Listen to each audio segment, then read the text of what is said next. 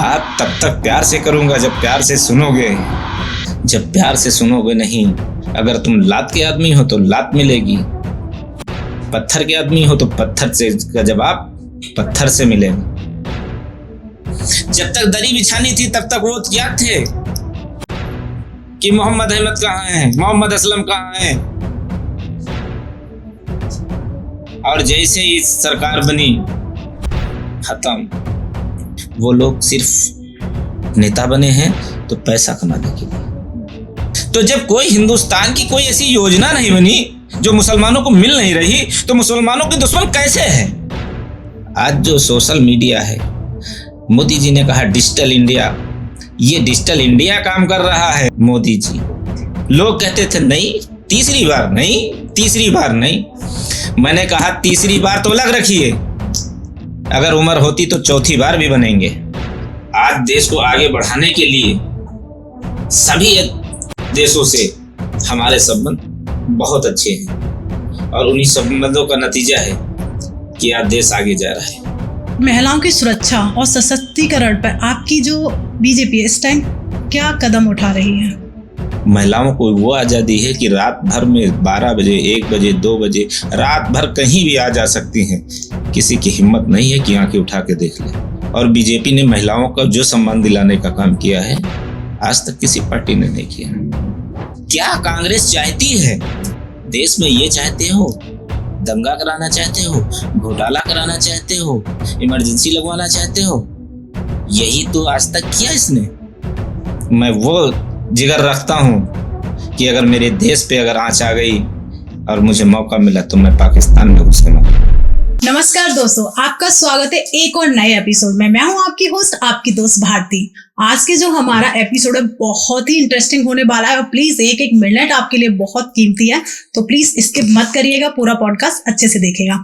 क्योंकि जो आज के हमारे गेस्ट हैं वो है प्रेसिडेंट आगाज फाउंडेशन के वेलफेयर के बहुत बड़े सामाजिक कार्यकर्ता हैं और जनरल सेक्रेटरी हैं इस टाइम पर। डॉक्टर मोहम्मद हारून रहीम जी बहुत लंबे समय से समाज के लिए कार्य कर रहे हैं और वो आज हमारे इस मंच पर आए हैं, तो चलिए उनसे ही बात करते हैं। नमस्कार हारून जी, कैसे हैं आप? बहुत बढ़िया, आपका स्वागत है हमारे इस चैनल पर। आप आए, हमारे चैनल का सौभाग्य है। आपने बुलाया, मेरा सौभाग्य है कि आपके चैनल पे बैठने का मौका मिला। तो आपने बीजेपी कब ज्वाइन की थी? बीजेपी कई वर्षों से मेरा बीजेपी में आने का मन, बीजेपी में नीतियां देखकर और नीतियों से प्रभावित होकर और उनके कार्यों को देखते हुए मैं बीजेपी में आया। देखिए, यहाँ पे इस पार्टी में एक चीज की अच्छाई है, किसी तरीके का भेदभाव नहीं, जातवाद नहीं, परिवारवाद नहीं। यहाँ पे सिर्फ क्या है, सबका सम्मान, एक समान। ये मेरा नारा है, लेकिन बीजेपी का नारा है सबका साथ, सबका विकास। और ये भी सच है, सबका साथ, सबका विकास और सबका विश्वास। और ये भी सच है कि सबका सम्मान, एक समान। आप काफी समय से सपा में भी आपने कार्यरत रहे हैं, वहां पे भी अपनी सेवाएं दी हैं, तो क्या कारण रहा वहां से आप बीजेपी में क्विट किए? देखिए, हम किसी पार्टी के वो नहीं है। पार्टी जो जिसके लिए मैं कार्य कर रहा हूँ, जिन गरीब भाइयों बहनों के लिए मैं लड़ाई लड़ रहा हूँ, उसके लिए पार्टी की जरूरत पड़ती है। वरना मेरा पार्टी से कोई लगाव किसी पार्टी से नहीं, सिर्फ उनकी नीतियों से लगाव है। और उनसे जुड़ने का सिर्फ एक बेनिफिट रहता है कि अपने लोगों की मैं मदद कर पाता हूं। जैसे मैं मिडिल क्लास से हूं, बहुत हाई फाई क्लास से नहीं हूं। अब मिडिल क्लास गरीबों की कितनी मदद कर सकता है, आप जानती हैं। पार्टी में रहने से क्या फायदे हैं, मैं आपको बता दूं। अभी कोई बड़ी दिक्कत हो जाए तो विधायक है, विधायक अपनी निधि से किसी की मदद कर सकता है। इसके लिए मुझे पार्टी की जरूरत है, क्योंकि विधायक जिस गरीब की मैं मदद करना चाहता हूं उससे नहीं जुड़ा है। जी। अब वो गरीब आदमी उस विधायक के पास नहीं पहुंच सकता है, तो वहां मेरा रोल आता है। क्योंकि मैं राजनीति से जुड़ा हूं, विधायक, सांसद, मंत्री, इन लोगों से संपर्क है, मैं उनका काम अपने थ्रू उनसे मदद करवाता हूं। जैसे आप अभी बताए थे नीति, जहां जिसकी अच्छी नीति होती है, जिसकी नीति समाज को बढ़ाने के लिए, वहां आप कार्यरत हो जाते हैं। तो जो महिलाओं की सुरक्षा और सशक्तिकरण पर आपकी जो बीजेपी इस टाइम क्या कदम उठा रही है? ये एक नंबर की बात कही आपने। बीजेपी ही महिला सशक्तिकरण को लाई, और बीजेपी ने महिलाओं का जो सम्मान दिलाने का काम किया है, आज तक किसी पार्टी ने नहीं किया। आज उत्तर प्रदेश में देख लीजिए, योगी आदित्यनाथ जी मुख्यमंत्री हैं, महिलाओं को वो आजादी है कि रात भर में 12 बजे, 1 बजे, 2 बजे, रात भर कहीं भी आ जा सकती हैं। किसी की हिम्मत नहीं है कि आंखें उठा के देख ले, क्योंकि उसको ये पता है कि अगर मैं आंखें उठा के देखूंगा तो मेरा कुछ भी नहीं बचेगा। क्योंकि फैसला ये आज के लिए नहीं छोड़ते हैं, तत्काल के लिए करते हैं, और तत्काल का जो फैसला होता है उससे आदमी डरता है, आज के फैसले से नहीं डरता है। बिल्कुल। अगर हमारी बीजेपी सरकार अगर बंगाल में होती तो मुझे लगता है जो अभी एक केस हुआ था, सर आपने भी सुना होगा, मुझे लगता है फैसला हो गया होता उस पर। बिल्कुल हो गया। मैं आपकी बात को काट के कह रहा हूं, उस पर फैसला हो गया होता।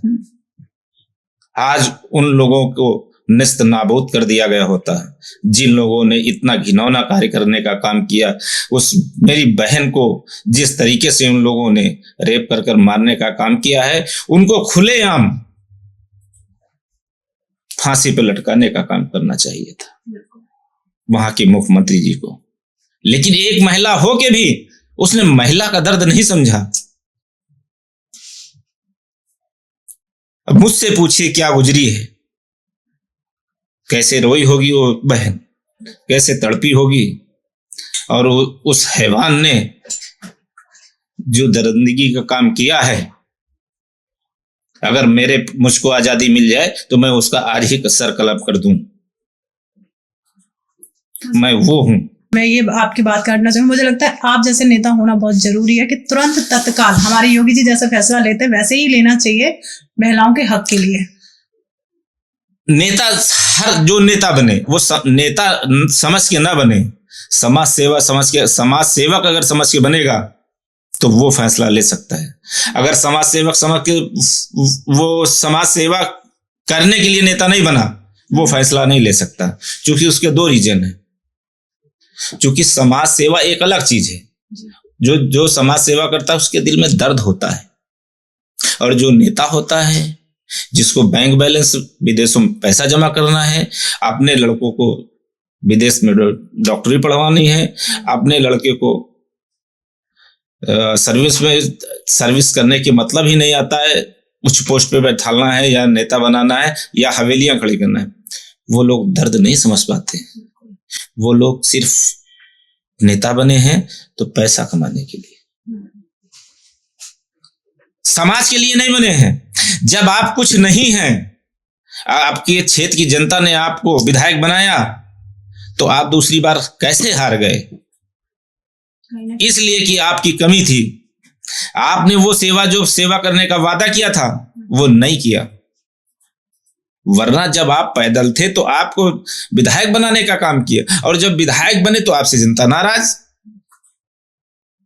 उसकी वजह है कहीं ना कहीं विश्वासघात हुआ, और उस विधायक ने समाज को न देखते हुए सिर्फ एसी गाड़ियों से घूमने का काम शुरू कर दिया, एसी मकानों में रहने का काम शुरू कर दिया, पैसे कमाने का काम शुरू कर दिया। तो बताइए, आज जो सोशल मीडिया है, मोदी जी ने कहा डिजिटल इंडिया, ये डिजिटल इंडिया काम कर रहा है। जो दलों के दलदल को बाहर करने का काम कर रहा है, ये डिजिटल इंडिया है। क्योंकि चाहे महिला हो चाहे बच्चे हो, पूरे देश की खबर रखते हैं। क्यों? ये डिजिटल इंडिया के जरिए। और डिजिटल इंडिया बनाने का काम मोदी जी ने किया। ये एक नंबर का काम है।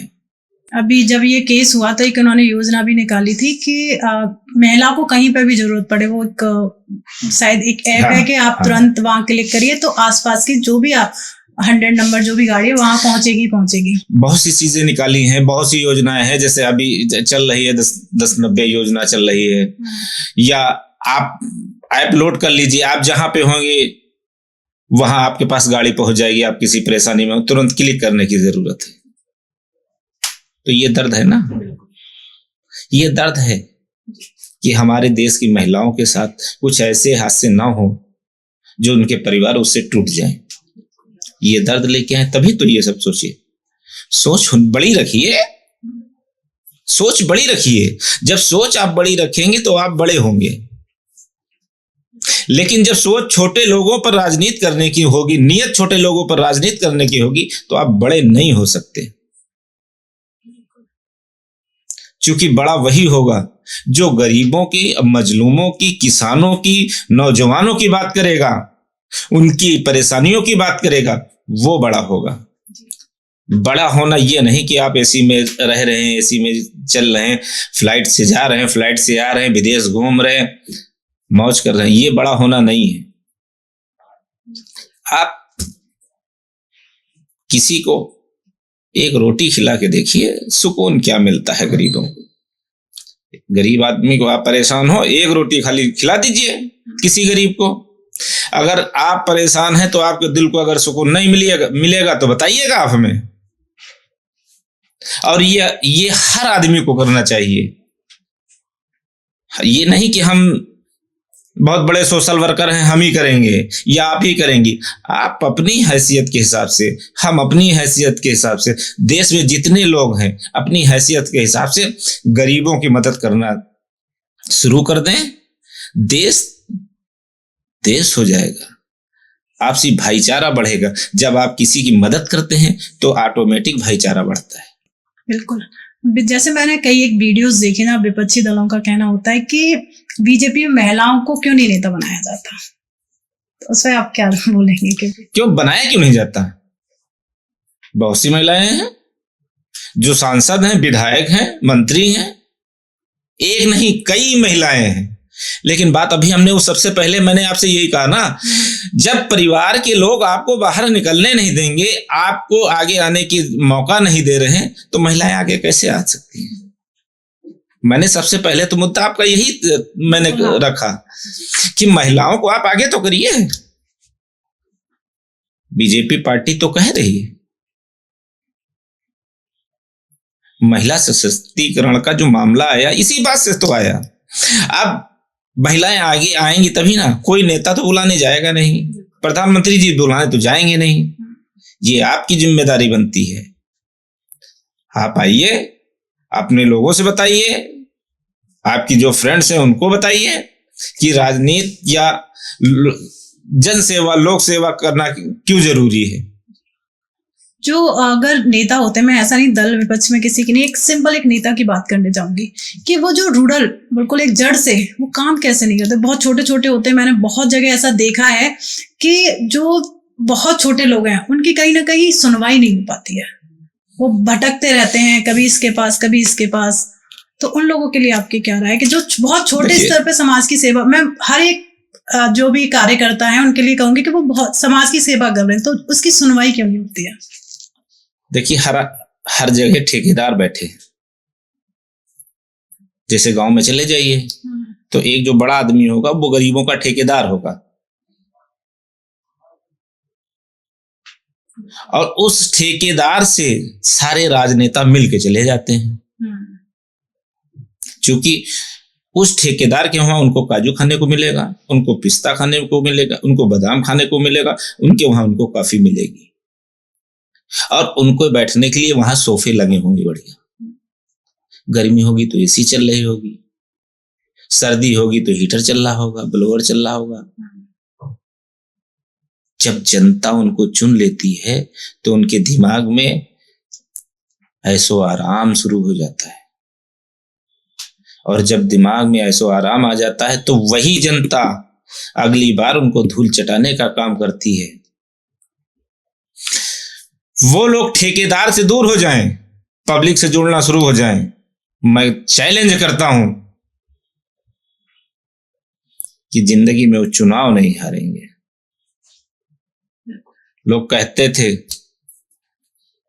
कि 24 में प्रधानमंत्री कौन बनेगा, मैं कहता था मोदी जी बनेंगे।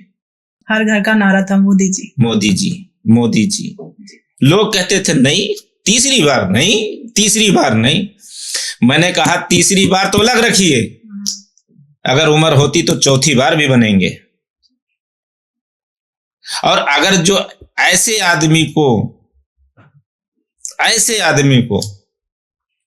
जो देश को विकासशील बनाया, देश की व्यवस्थाएं सही की,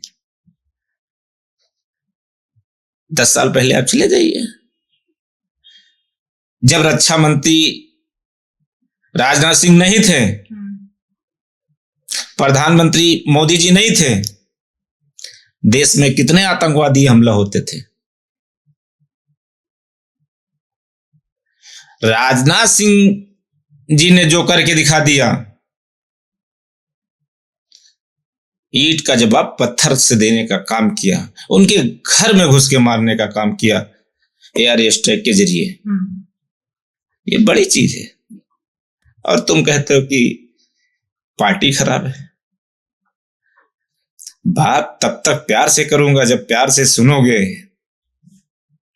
जब प्यार से सुनोगे नहीं, अगर तुम लात के आदमी हो तो लात मिलेगी, पत्थर के आदमी हो तो पत्थर से का जवाब पत्थर से मिलेगा।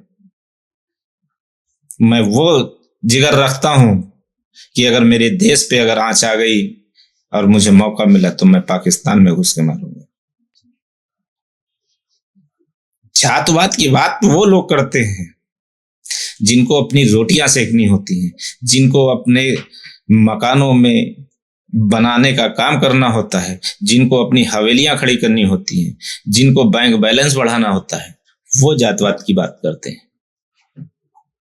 हारून रईन के उसमें न जातवाद है, न जातवाद रहेगा और न जातवाद का काम करूंगा। आप हमारे क्षेत्र में आइए और हमारे क्षेत्र वासियों से पूछिए मैंने क्या क्या नहीं किया है लोगों के लिए। मैं कोई दुर्गा पूजा ऐसा नहीं होता है जिसमें मैं नहीं जाता हूं, कोई मूर्ति विसर्जन होता है उसमें बढ़ चढ़ के हिस्सा लेता हूं, कोई मूर्ति की स्थापना होती मैं उसमें भी मिलता हूं, कोई कलश यात्रा निकलती है मैं उसमें भी मिलता हूं। तभी तो आज मैं जहां पे बैठा हूं, member of district village council का मेंबर हूं। क्यों? उस क्षेत्र से कभी कोई मुसलमान चुनाव जीतकर नहीं आया। क्यों नहीं आया? वो 90% आबादी हिंदू भाइयों की थी। हिंदू भाइयों का सपोर्ट आपको मिला और 90% हिंदू भाई की अगर आबादी है और वहां से कोई मुसलमान जीत के आया है तो आजादी के बाद डॉक्टर मोहम्मद हारून रईन है। मैं अपने सभी क्षेत्रवासियों को मैं इस बात की मुबारकबाद देता हूं। लोग कहते हैं कि हिंदू मुसलमान से जलता है, जलता होता तो मैं member of district village council होता, नहीं होता। आम जनता को गुमराह भी किया जा रहा है ना, हिंदू मुस्लिम। बीजेपी में सिर्फ हिंदुओं का सुना जाता है, मुस्लिमों को नहीं। तो आज आपको देख के लगता है कि नहीं? देखिए, ये जो विपक्ष की पार्टियां हैं ये बहकाने और बरगलाने का काम कर रही हैं। विपक्ष की पार्टियां बरगलाने का काम कर रही हैं। अच्छा, आप बताइए, आप खुद ही बता दीजिए, हिंदुस्तान में कौन सी ऐसी योजना लागू हुई है जो मुसलमानों को नहीं मिल रही? मुझे तो नहीं लगता कि कोई ऐसी, जो भी लागू हुआ है वो सबके लिए हुआ है। तो जब कोई हिंदुस्तान की कोई ऐसी योजना नहीं बनी जो मुसलमानों को मिल नहीं रही, तो मुसलमानों के दुश्मन कैसे है? ये जो राजनीति जातवाद की करते हैं वो लोग भड़काते हैं। तो कह सकते हैं ना, हमारी जनता बहुत भूली है। जिस दिन वो भूली नहीं, जैसे ये होता है कि पसमानदा मुसलमान है। मैं आपको एक मिसाल दे देता हूँ। पसमानदा मुसलमान नहीं, पसमानदा मुस्लिम हिंदू दोनों है। ओके। पसमानदा सिर्फ मुसलमान ही नहीं है। जो गरीबी की रेखा से नीचे लोग हैं, मुसलमानों में हो हिंदुओं में है, वो पसमानदा में आते हैं। और उनको जैसे शिक्षा का अभाव है, अब जब शिक्षा नहीं तो समझ कम। शिक्षा वो हथियार है जो ग्रहण करेगा तो समझो शेरनी का दूध पी रहा है, और शेरनी का दूध पीने के बाद में वो शेर की तरह दहाड़ेगा। शिक्षा वो चीज है। शिक्षा का बहुत महत्व होता है। शिक्षा का बहुत महत्व है। मैं सभी देशवासियों में से कहना चाहता हूं कि एक रोटी कम खाएं, लेकिन अपने बच्चों को शिक्षा जरूर दिलाएं। अगर शिक्षा आप दिला रहे हैं तो समझो वो अपना हक दिला रहे हैं, क्योंकि शिक्षा के माध्यम से ही आदमी जागरूक हो सकता है, अपनी लड़ाई लड़ सकता है। सर, बहुत समय पहले हमारे देश में इमरजेंसी लगी थी, जहां पे लोगों को पकड़ पकड़ के नसबंदी कराई जा रही थी कांग्रेस सरकार द्वारा, तो उस पर आपकी क्या राय है? ऐसा होना चाहिए था? कतई नहीं होना चाहिए था। उस टाइम मैं था नहीं। मेरे बुजुर्गों पे क्या गुजरी है, मेरे देशवासियों पे क्या गुजरी है, ये सुनने के बाद पता चला। क्या कांग्रेस चाहती है? देश में ये चाहते हो, दंगा कराना चाहते हो, घोटाला कराना चाहते हो, इमरजेंसी लगवाना चाहते हो, यही तो आज तक किया इसने। उसी की देन है। जब इमरजेंसी लगी थी तो लोगों ने ईदगाह में, मस्जिदों में, खानकाहों में इनके लिए बद्दुआ दी थी कि नेस्त नाबूद हो जाए कांग्रेस। ये काम किया गया था। और आज आप कहते हो कि मुसलमानों के हितैषी। कैसे हितैषी हो? एक काम बता दीजिए हितैषी का। मैं कहता हूं चलिए मैं कांग्रेस के साथ में रहता हूं। कांग्रेस जब सरकार थी और कांग्रेस सरकार में ही सच्चर कमेटी की रिपोर्ट आई थी, क्या किया सच्चर कमेटी की रिपोर्ट पे? कौन सा तुमने कार्य करना शुरू किया है कि मुसलमान ऊपर बढ़ जाए? सिर्फ रिपोर्ट, सिर्फ दिलासा। ये सिर्फ शिक्षा का अभाव था। इसी को भड़काव भी कह सकते हैं ना, कि कहीं ना कहीं मुसलमान भाइयों को भड़काया गया। हाँ, अगर ये बड़ी चीज है जब आपकी खुद की रिपोर्ट इस चीज को कह रही है, सच्चर कमेटी की आपकी रिपोर्ट कह रही है कि मुसलमानों की हालत दलितों से बदतर है, तो जब दलितों को उठाने का काम किया तो मुसलमानों को उठाने का क्यों नहीं काम किया? जबकि उनका कहना है कि मुसलमान भाई उनके भाई हैं। तो कथनी और करनी में फर्क है। कथनी करनी में फर्क है, और ये जो फर्क रखा उसी का नतीजा है। दर दर भटक रहे हैं, उन लोगों से गठबंधन कर रहे हैं जो इनसे भी ज्यादा पैदल। उन पार्टियों के पास जा जाके आजकल तो एक गठबंधन की भी चला हुआ है, सपा, कांग्रेस और हमारी बुआ जी। अरे आप भी किस आदमी की बात कर रहे हैं? आप देखिए इस बब्बर शेर के आगे गठबंधन की हालत क्या हुई। अकेले चुनाव लड़े और सरकार बनाने का काम किया। देश की सारी पार्टियां मिली विपक्ष में बैठने का काम कर रही। कह सकते जो एक दूसरे की शक्ल नहीं देख रही थी वो एक हो गई थी इस टाइम। हाँ, तो उनका क्या मकसद है? भाई मैं जैसे हूँ इतने दिनों से, मुझे इसमें आए हुए इतने दिन हुए, मुझे कोई दर्द नहीं। मैं पैसा कमाने के लिए नहीं आया, अपनी हवेली खड़ी करने के लिए नहीं आया, लेकिन मैं जिस लिए आया हूं वो काम तो होना चाहिए। जिन लोगों के लिए आया हूं और वो काम तो करना चाहिए। भाई मेरी लड़ाई सिर्फ नौजवानों की, किसानों की, गरीब दीन दुखियों की है। मैं उसकी लड़ाई लड़ता हूं, बाकी मुझे कोई मतलब नहीं, कोई मतलब नहीं। तो समाज की एक सेवा करने के लिए आए हैं, युवाओं की, जो भी मजलूम लोग हैं जो बहुत परेशान हैं, उनकी आप सेवा करने आए, तो अब बहुत लंबे समय से आपने सपा को अपना टाइम दिया और वहां से लोगों की सेवा करना शुरू करी, फिर वहां ऐसा क्या कारण बना कि आपने सपा को छोड़ के बीजेपी को ज्वाइन किया? देखिए, कारण कोई नहीं, बहुत बड़ा कारण है, बहुत बड़ा कारण। वो लोग कहते हैं, करते नहीं। समाज में गरीबों के लिए कहते हैं, करते नहीं। मोदी जी करते हैं, कहते नहीं। क्या उज्ज्वला योजना से आपको मालूम है कितनी महिलाओं की आंखें सेफ हैं, कितनी महिलाओं के चेहरे सेफ हैं, और कितनी महिलाओं को लकड़ियां चुनना नहीं पड़ता है? क्या और पार्टियां इसके बारे में नहीं सोच सकती थी? बिल्कुल सही बात है, सोचना चाहिए था। तो ये महिलाओं के लिए सोचा गया है। बिल्कुल। और महिलाएं इसका फायदा उठा रही हैं। क्या इससे पहले सरकारें नहीं थी? क्या किसी ने आयुष्मान कार्ड के बारे में सोचा? नहीं सोचा, क्योंकि सोच बड़ी होनी चाहिए। बड़ी सोच ही नहीं। हमेशा आप ठगने का काम करेंगे, सोच कहां से लाएंगे? मोदी जी देश सेवा के लिए आए, वो सेवा कर रहे हैं। आप देख लीजिए, अगर आप देहातों से, गांव से अगर बिलोंग करती होंगी तो देखा होगा बरसातों में क्या हालत होती थी गरीबों की। होती थी नहीं। अपने बच्चों को पानी से बचाने के लिए लोग बारिश में, उनकी माताएं और उनके पिताजी पन्नियां पकड़े खड़े रहते थे कि बच्चे ना मेरे भीगे। बच्चे और खाना, लकड़ी जब भीग जाएगी तो खाना कहां से मिलेगा? लेकिन मोदी जी ने इस पर कितना बड़ा काम किया।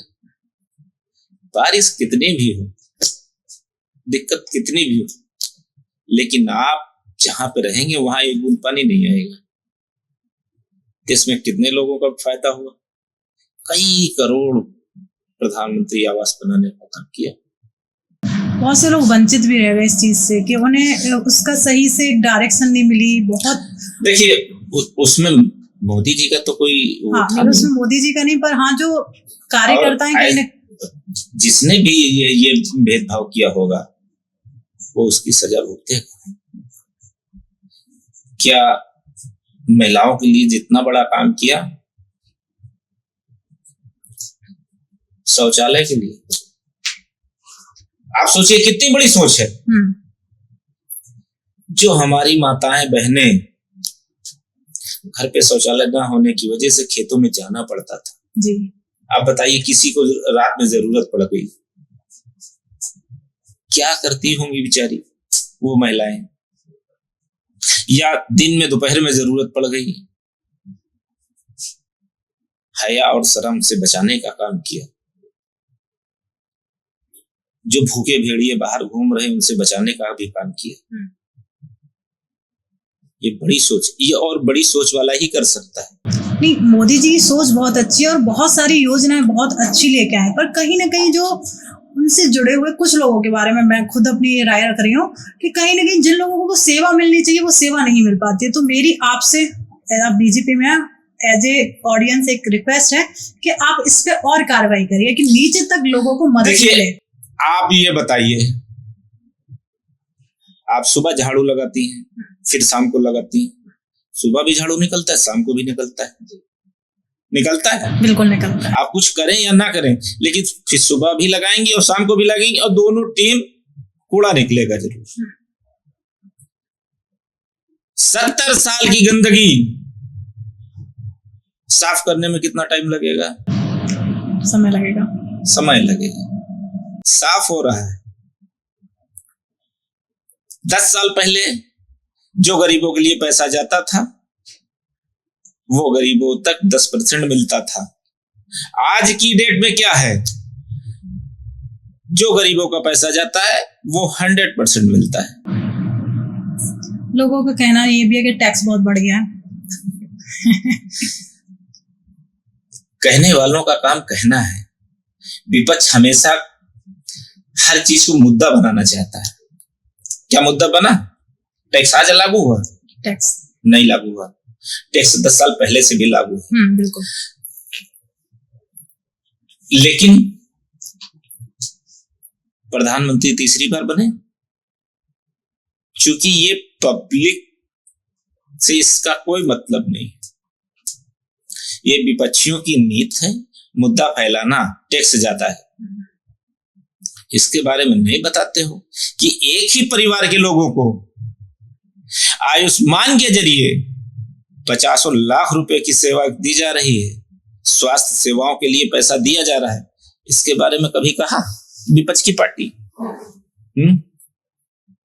एक ही परिवार के कई बच्चों को जो अलग अलग हो गए, उन बच्चों को प्रधानमंत्री आवास देने का काम किया। इसके बारे में विपक्ष ने कभी कहा कि बहुत अच्छा काम किया?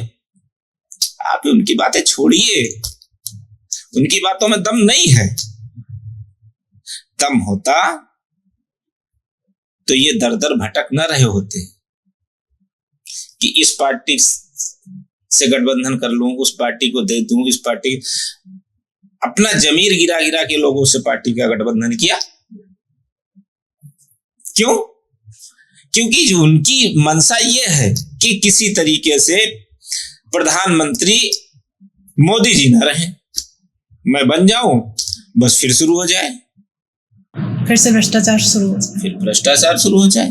क्योंकि जो भ्रष्टाचार का पैसा धीरे धीरे खत्म भी हो रहा होगा ना। नोटबंदी ने काफी खत्म कर दिया। हाँ, कितना बढ़िया काम किया था, बहुत अच्छा काम। सब भ्रष्टाचार खत्म करने के लिए एक से एक कानून आ रहे हैं। जिन लोगों ने गलत कमाया था उनको हिसाब देना पड़ रहा। और ये नहीं कि आप पार्टी में हो, गलत कर रहे तो का आपको हिसाब नहीं देना पड़ेगा। सेम कानून है। आप पार्टी में हो, पार्टी के बाहर हो, कानून लागू है, उस कानून के अंदर आप आती हैं तो आपको हिसाब देना पड़ेगा। ये नहीं है, क्योंकि ये एक नहीं, हम कई ऐसे मामले बता दूं कहीं जो मेरे नॉलेज में है। उन्हीं की पार्टी के मंत्री होते हुए भी उन्होंने महिलाओं के साथ गलत किया। पार्टी ने उनको मंत्री पद से निकालने का काम किया और पार्टी से ही निकालने का काम किया। ये सब पार्टी की बस की बात नहीं है। जब आप सपा में थे तो मुलायम सिंह जी ने, क्या कोई उस टाइम ऐसा कोई अच्छा नेता नहीं था कि अखिलेश जी को मुख्यमंत्री बनाया गया, कोई और नहीं बन सकता था? ये रियल में जिसको नेता कहते हैं वो नेता थे। उन्होंने लड़ाई मजलूमों की लड़ी थी, गरीबों की लड़ी थी, नौजवानों की लड़ी थी, किसानों की लड़ी थी, और डॉक्टर लोहिया जी के पद चिन्हों पर चलने का काम किया था। और उन्हीं के साथ उनका बेटा राष्ट्रीय पद छीनने का काम किया। अभी एक वीडियो सामने आया कि उन्होंने मंच पर अपने घर के सदस्य के साथ बहुत गंदा बिहेव किया। आप ये सोच लीजिए, उनकी घर की महिला अपर्णा यादव, उनकी परिवार की अगर बीजेपी में है तो क्यों है? न्याय नहीं होगा ना, उसको न्याय नहीं मिल रहा होगा ना, तभी तो है। वरना कोई अपना घर छोड़ के दूसरे घर में रहने नहीं जाता है, अपने परिवार की पार्टी छोड़ के दूसरी पार्टी में नहीं जाता है। जाता तब है जब पानी सर से ऊपर चला जाता है कि मैं तो सब कर रही हूं, मैं तो सब कर रहा हूं, लेकिन मेरा सम्मान क्या है? जैसे कि आप देख लीजिए, उनके चाचा शिवपाल जी हैं, लेकिन उन्होंने पार्टी बनाई है। पार्टी की हमदर्दी की वजह से वो अब हिम्मत नहीं जुटा पाते हैं। वरना अगर भारतीय जनता पार्टी में आ गए होते तो बहुत बड़े लीडर होते। जैसे स्वर्गीय मुलायम सिंह जी जो हमारे बहुत अच्छे नेता रहे हैं, तो उस टाइम जब मुख्यमंत्री अखिलेश जी को बनाया था तो ऐसी क्या रही थी कि उन्होंने सीधे अखिलेश जी को बना दिया? कहीं ना कहीं उन्होंने बहुत अपनी पार्टी के लिए बहुत सारी नुकसानदायक चीजें की हैं कि अपने परिवार के सदस्य बीजेपी में हैं। वो भी बेटा मोह में बह गए। मोह तो होता ही है। तो मतलब कह सकते हैं ना कि कितना भी हम अच्छा समाज के लिए कार्य कर लें, कहीं ना कहीं जब अपनों पर बात आती है तो हम अपनी तरफ ही मुड़ जाते हैं। तो फिर वहां बेटा मोह में चले गए, और बेटा मोह जो था वो बाद में पछता रहे थे, क्योंकि उन्होंने लड़ाई किसानों की लड़ी थी, नौजवानों की लड़ी थी, और उसके लिए उन्होंने हजरतगंज चौराहे पे धरना दिया, गांव गांव में जाके लोगों से मुलाकात की, गांव गांव की समस्याओं को उठाया। लेकिन ये जब मुख्यमंत्री बने तब ये चांदी की चम्मच लेके पैदा हुए थे, इन्हें गरीबों का दर्द नहीं पता था। सर, मैं अगर बात करूं विपक्ष दल की, समाजवादी पार्टी हो गई या कांग्रेस हो गई, इसमें कहीं ना कहीं परिवार ही चलता आ रहा है। इंदिरा गांधी के बाद देखा है सोनिया गांधी और उनके बेटे राहुल गांधी जी, और अब सपा की भी बात करो तो स्वर्गीय श्री मुलायम सिंह, फिर उनके बेटे बहू। तो ये कहीं ना कहीं परिवारवाद है या समाजवाद, तो मैं नहीं कह सकती इस चीज को। आपकी क्या राय है? ये परिवारवाद ही है,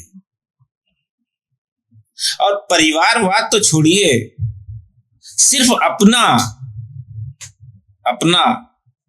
कि बाप है तो बेटा रहेगा, ऐसा नहीं हो सकता। और जो मुख्यमंत्री अपने चाचा का सम्मान नहीं कर सकता, वो प्रदेशवासियों को क्या सम्मान करेगा? जिसने पार्टी में नींव रखी, इन दोनों भाइयों ने मिलकर नींव रखी थी, और नींव रखने वाले का ही सम्मान नहीं, तो आज छत का सम्मान कैसे होगा? हाँ, दिखावे के लिए हो सकता है, जरूरत पर हो सकता है कि आपसे जरूरत है मेरी, आप अब इस गांव के जो है प्रधान हैं, आप इस क्षेत्र के विधायक हैं, और आपसे जरूरत है तो मैं सब ठीक। वोट लेने की लालच में मैं किसी हद तक गिर जाते हैं, और वोट मिलते ही, सरकार बनाते ही सब कुछ भूल जाते हैं। अब बहुत छोटी चीज है, आप अभी चुनाव होता है, सरकार बनी, पूरे प्रदेश के पदाधिकारियों को हटाने का काम कर दिया। पूरे प्रदेश के पदाधिकारियों को भंग कर दिया। अब नियुक्ति शुरू हो गई बाद में। तो जिन लोगों ने खून पसीना करके, मेहनत करके पार्टी में योगदान दिया, उन लोगों को मौका नहीं मिला। क्यों? क्योंकि वो बड़े नहीं थे। दरी बिछाने वाले लोग फिर बाद सरकार बनने के बाद उनका कोई काम नहीं रहता। जब तक दरी बिछानी थी तब तक वो याद थे कि मोहम्मद अहमद कहाँ है, मोहम्मद असलम कहाँ है। और जैसे ही सरकार बनी, खत्म। ब्रजेश यादव कहाँ है, राजेश यादव कहाँ है। ये होता है। क्या बीजेपी परिवारवाद में नहीं है? परिवारवाद में होती अगर बीजेपी, तो मोदी जी के भाई धक्के ना खा रहे होते, वो भी किसी कंपनी के मालिक होते, वो भी एक छोटा सा कार्य करके भरण पोषण ना कर रहे होते। अगर उनको, ये एक छोटी बात है, अगर प्रधानमंत्री जी चाहे तो जब चाहे उनको फैक्ट्री का मालिक बना सकते, लेकिन नहीं, क्योंकि वो जानते हैं कि ये पैसा मेरा नहीं है जो खजाने में है, ये देशवासियों का है, और देशवासियों का पैसा मैं अपने परिवार के लोगों को बांट नहीं सकता, बांटने का अधिकार नहीं है। ये सोच देखिए, उत्तर प्रदेश के मुख्यमंत्री योगी जी ने, आपको मालूम होगा उनके पिताजी का स्वर्गवास हो गया था, उन्होंने अंतिम संस्कार के लिए नहीं पहुंच पाए, नहीं गए थे। किस लिए? अपने प्रदेशवासियों के लिए, प्रदेश के लोगों के लिए, क्योंकि उस प्रदेश के वो मुख्यमंत्री हैं, उनके ऊपर जिम्मेदारी है, पूरे प्रदेश की जिम्मेदारी है, सिर्फ पिताजी की जिम्मेदारी नहीं है। तो उन दोनों में उनको चुनना था कि हमें प्रदेश की जिम्मेदारी निभाना है कि पिताजी की जिम्मेदारी निभाना है। तो उन्होंने फैसला लिया, नहीं, प्रदेश की जिम्मेदारी निभाना है, ये मेरे लिए बड़ी जिम्मेदारी है। और पिताजी का अंतिम संस्कार में यही सोचकर नहीं पहुंचे थे। ऐसे नेता हैं भारतीय जनता पार्टी। कह सकते हैं कि समाज की सेवा बीजेपी में बहुत अच्छी समाज की सेवा सर्वोपरि सेवा है जी, ये सिर्फ भारतीय जनता पार्टी जानती है। जो आने वाले चुनाव या आने वाले समय में बीजेपी को आप कहां पर देखते हैं? देखिए, अब बीजेपी जो है जाने वाली नहीं है, क्योंकि हर देशवासी इस बात को समझ गया कि देश को बचाना है, भारत को ऊपर ले जाना है, भारत में सुरक्षा व्यवस्था को सही से लागू करना है, करवाना है, लागू रहेगी तो वो भारतीय जनता पार्टी। किसी तरीके से जो फैसला जिस टाइम का होना चाहिए, भारतीय जनता पार्टी उस टाइम का फैसला लेती, कल पे नहीं छोड़ती। आज का लेने वाला तो आज का, अभी के लेने वाला तो अभी का। आप बता दीजिए, इस 10 सालों में क्राइम कहां से कहां चला गया, आतंकवादी कहां खत्म हो गया, नस्लवादी कहां खत्म हो गया। आतंकवाद तो कहीं ना कहीं अब भी है, थोड़ा बहुत। देखिए, थोड़ा बहुत फिर मैं बता दूं, ये सिर्फ बहकाने का काम है। आतंकवादी कहां दिखता है बताइए, कहां पे आतंकवाद? आप पूरे देश घुमाइए, पूरे देश में जाने में आपको कहीं रोका जाएगा तो बताइएगा, पूरे देश में आपके ऊपर कहीं हमला होगा तो बताइएगा। आप देश में देख लीजिए कहां पर सैकड़ों के हिसाब से लोग मारे गए, कहीं पर मारे गए। सर, मैं पूछना चाहूंगी, जो अंतरराष्ट्रीय लेवल पर हमारी सरकार के कैसे संबंध है? अमेरिका को ले लीजिए, अमेरिका से हमारे देश के संबंध रणनीतिक साझेदारी के हैं। जापान से हमारे संबंध तकनीकी सहयोग के हैं, और खाड़ी देशों से हमारे संबंध ऊर्जा सुरक्षा के लिए है।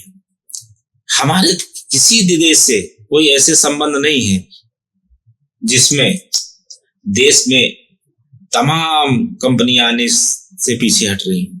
वो संबंध है हमारे देश से कि देश में तमाम अंतर्राष्ट्रीय कंपनियां हमारे देश में काम कर रही हैं, जिससे हमारे देश के नौजवानों को, बेरोजगारों को काम मिल रहा है, नौकरियां मिल रही। ये बड़ी चीजें हैं। ये काम करने का काम सिर्फ मोदी जी ने किया। क्या इससे पहले सरकारें नहीं थी? बिल्कुल। इसके बारे में नहीं सोचा। आज देश को आगे बढ़ाने के लिए सभी देशों से हमारे संबंध बहुत अच्छे हैं, और उन्हीं संबंधों का नतीजा है कि आज देश आगे जा रहा है। सर, मुझे एक चीज और जाननी थी कि आने वाले समय में जो बीजेपी सरकार है या जो भी युवा हैं जो राजनीति में आना चाहते हैं, तो उनके लिए आप क्या मैसेज देना चाहेंगे? देखिए, उनके लिए मेरा मैसेज है, देखो, जो समाज सेवा के लिए राजनीति करना चाहते हैं, समाज के लिए राजनीति करना चाहते हैं, या समाज राजनीति भी एक सेवा है जी, लेकिन सेवा करें तब। अगर मेवा के लिए करेंगे तो सेवा नहीं है। हर व्यक्ति को सेवा करनी चाहिए, मेवा ऊपर वाला खुद ही देगा। हर उस नौजवान को मैं एक बात बताना चाहता हूं कि किसी पार्टी के बहकावे में न आए। गरीबों, मजलूमों, किसानों की अगर कोई हितैषी पार्टी है तो उस पार्टी का नाम भारतीय जनता पार्टी, बीजेपी। क्यों? आज कोई किसान भूख से नहीं मर रहा है, कोई परिवार भूख से नहीं रात में सो रहा है, भूखे पेट नहीं सो रहा है। बीमार आदमी को मजबूरी नहीं है कि हमको काम करने जाना है, इसलिए कि मोदी जी ने भूखा सुलाने का काम बंद कर दिया। जो सरकारें थी उनको इससे मतलब नहीं था कि किसान भूखा है, गरीब भूखा है कि नहीं है। मोदी जी की सोच है कि हर देशवासी भूखा ना सोए। अगर हम इसी बात पे किसानों को लेके बात करें तो एनसीआर में आपने देखा होगा किसानों ने काफी आंदोलन किया था, तो कहीं ना कहीं बीजेपी सरकार से कुछ मांगे थी उनकी, क्या कारण था? देखिए, उस आंदोलन के से जो मतलब था उन लोगों का, वो बहकावे में थी। भाई वो आपका उसका विरोध था कि नहीं सही है, हटा दिया गया कानून। जबरदस्ती नहीं लागू किया जाएगा। ये कांग्रेस नहीं है कि मैंने जो सोचा वही लागू करेंगे। ये देश हित के लोग हैं, देश हित की बात करते हैं, देश के लिए कानून बनाते हैं। लगा था कि अच्छा कानून है, किसानों को लगा नहीं अच्छा कानून है, किसानों की मानी गई। इसमें क्या, आप अपने घर में ले लीजिए, 4 भाई होते हैं, कोई सोचता है ये करेंगे, कोई सोचता है हाँ ठीक है, कोई सोचता नहीं ठीक है। तो उसका फैसला होता है, फिर उसके फादर फैसला करते हैं कि करना कि नहीं करना। और जो लोग कहते हैं कि नहीं करना, इसमें ये कमी है, तो ये कमी है अगर तो वो मान लिया जाता है। ये कोई बड़ी बात थोड़ी ना है। जैसे मोदी जी ने बहुत अच्छे काम किए हैं, एक रामलला को लेके आए हैं, तो उनका अयोध्या में इतना बड़ा योगदान, बहुत कुछ किया, फिर वहां से क्यों बीजेपी हार गई? रो रही है जनता, अयोध्यावासी रो रहे हैं। बहकावे में जो गलती उन लोगों से हो गई, आज रो रहे हैं। और ये आज की बात नहीं है, ये याद से चला है। जब राम जी थे, राम जी को 14 वर्ष का वनवास दिया गया, तो क्या है, राम जी से प्रेरणा लीजिए। राम जी ने तो अपना शासन छोड़ के चले गए जंगलों में। उनके प्रेरणा चिन्ह पे आप चलिए, तो उनके पद चिन्हों पे चलिए। तो जिस दिन राम जी के पद चिन्हों पे आप चलना शुरू कर देंगे, आपको कोई दिक्कत नहीं होगी। आप एक बार इसको शुरू करिए। राम जी ने बताया है, हिंसा के लिए बताया नहीं बताया? बिल्कुल। किसी को मारने पीटने के लिए बताया नहीं बताया? अपने माँ बाप का झगड़ा करने के लिए बताया नहीं बताया? माँ बाप की सेवा करना ही सर्वोपरि है।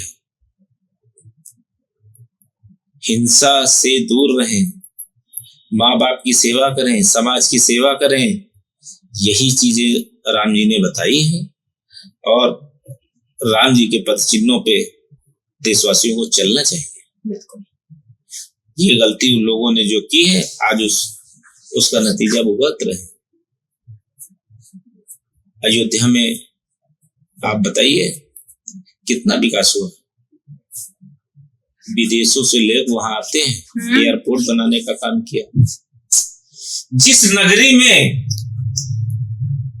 विदेशों के लोग आएंगे, देश भर के लोग आएंगे, वहां तरक्की नहीं होगी। बिल्कुल होगी। जब वहां तुम्हारी तरक्की हो रही है, उसके बाद में उस आदमी को आप नेगलेक्ट कर रहे हैं जिसने वहां तरक्की कराने का काम किया, तो इससे बड़ी बुद्धि भ्रष्ट क्या हो सकती है? सोच लो। जब तुम उनके नहीं हो जिन्होंने तुमको वहां पर व्यापार दिया, रोजगार दिया, एक सम्मान दिया, पूरी दुनिया में जाना जाता है अयोध्या। बिल्कुल। तुम बहकावे में जो कदम उठाए हो, आज उसका पछतावा कर रहे हो, तो अब आज पछताने से कुछ नहीं होगा। 5 साल पछताओ, देख लीजिए अगली बार जो लोग अदर पार्टी से लड़ेंगे, चाहे कांग्रेस हो चाहे समाजवादी हो, जमानत जब्त हो जाएगी। इतना वहां के लोग अफसोस कर रहे हैं। तो आज हमने सर से बहुत सारी योजनाओं के बारे में जाना। अगर जो लोग योजनाओं से वंचित हैं तो देखिए, गूगल डिजिटल इंडिया है ना, गूगल पे सर्च करिए और योजना से वंचित नहीं रहिए, क्योंकि मुझे लगता है कि हर एक इंसान पर फोन जरूर होगा। तो योजनाओं का लाभ भी उठाइए। जैसे सर ने बताया कि बीजेपी ने बहुत सारी योजनाएं महिलाओं के लिए, बच्चों के लिए, युवाओं के लिए, किसानों के लिए लेके आए हैं, तो उनका आनंद आप भी उठाइए। और सर इस मंच पे आए, ये हमारे लिए एक सम्मान की बात है। आप इस मंच पे आए, इसके लिए बहुत बहुत धन्यवाद। आज हमारे चैनल का बहुत बड़ा सौभाग्य है कि आप यहाँ पर आए और लोगों को अपनी योजनाओं, बीजेपी की जो योजना है उसके बारे में बताया। कहीं ना कहीं बहुत लोग वंचित होंगे। आज का ये पॉडकास्ट देख के मुझे लगता है कि उन्हें इस योजना के बारे में भी काफी पता चला होगा। बहुत बहुत धन्यवाद आपका, बहुत बहुत शुक्रिया कि आपके मंच पर बैठकर मैं अपने लोगों को पार्टी की नीतियों के और पार्टी में हो रहे विकास के कार्यों के बारे में बताया। तो अगर ये पॉडकास्ट आपको अच्छा लगता है तो प्लीज लाइक जरूर करिएगा। और जो भी क्वेश्चन रहता है आपका, अगर आप कुछ पूछना चाहते हैं बीजेपी से रिलेटेड या किसी योजना से रिलेटेड, तो आप कमेंट पे अपना क्वेश्चन डाल सकते हैं। और प्लीज इस चैनल को सब्सक्राइब जरूर कर दीजिए, जिससे आपको डिफरेंट तरीके की पॉडकास्ट आपको मिलते रहेंगे। हर फील्ड का आपको इस चैनल पर पॉडकास्ट मिलेगा। तो मिलते हैं नेक्स्ट एपिसोड में। तब तक आप अपने घर में स्वस्थ रहिए, आनंद में रहिए। राधे राधे।